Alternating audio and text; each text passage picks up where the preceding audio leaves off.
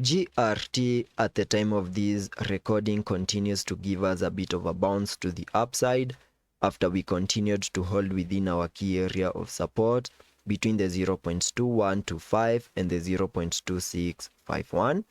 We have also continued to obey the additive structures, and on today's update video I will be discussing my breakout target areas and above all discuss my long-term price prediction analysis. So make sure that you stick around till the end of the video. And for those of you that might want to take a trade, you can check out Bybit, which is my go-to exchange, where you can see that on sign up you can now claim up to $50 in sign up bonuses and get a chance to earn up to $30,000 in deposit bonuses. And I will be leaving a link down in the description box. Getting back to the charts, allow me to start the video by first discussing this blue additive structure that I have on the charts, which has been playing out from the lows that we made on the 4th of November, where you can see that we first peaked to the upside in the formation of this wave 1, so a pullback in the formation of this wave 2, a bounce in the formation of this wave 3, a wave 4, and then finally peaked to the upside in the formation of this wave 5 in a move that gave us a high above the $0.35. And having seen a 5-wave structure to the upside, I believe that we completed an even larger additive count 1, and having seen the formation of that wave 1, whatever I expected next was a bit of a corrective structure in the formation of a larger additive count 2, whose minimum pullback target areas were given by connecting the Fibonacci's from the low of the first wave to the high of this wave 1, giving me a minimum pullback target area between the Fib level 0.382 and the Fib level 0.618, and that is between the 0.2656 and the 0.2132, which is the area that I have marked here on the chart using this red target area. An area that we have now almost fully maximized, and there are very high chances that we have a low in place in the formation of this wave 2, and whatever we are seeing at the moment could be the start of an impulse in the formation of this wave 3, whose minimum target areas can be given by connecting the Fibonacci's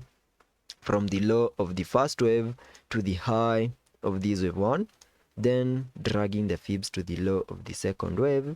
giving me a minimum target area for the third wave at the Fib level 1.618, and that is above the $0.58, an area that we can easily maximize in the next coming days or maybe weeks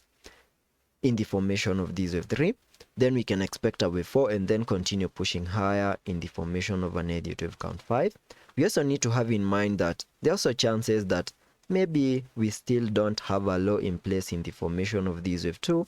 and maybe we are going to get one more new low in the formation of the wave 2, and whatever we are seeing at the moment could be an ABC corrective structure that is playing out, having this as a wave A,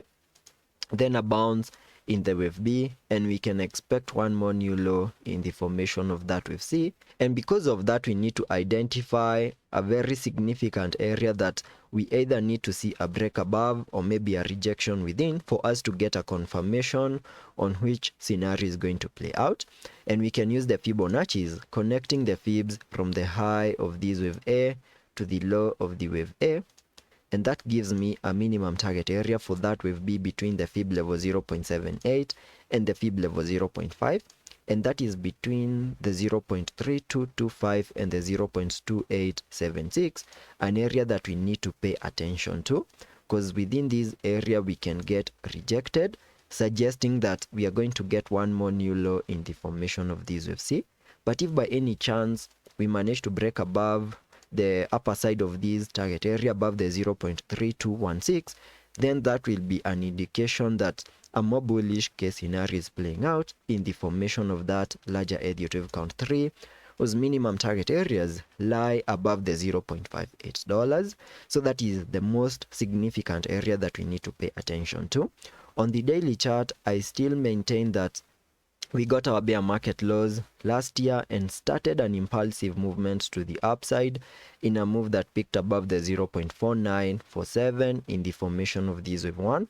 Then we saw a pullback in the formation of this wave 2 into the minimum pullback target areas highlighted on the charts using this blue target area. an area that is now giving us a reaction to the upside in what I now believe is the start of an impulse in the formation of these wave 3, whose minimum target areas can be given by connecting the Fibonacci's from the low of the first wave to the high of this wave 1, then dragging the fibs to the low of the second wave,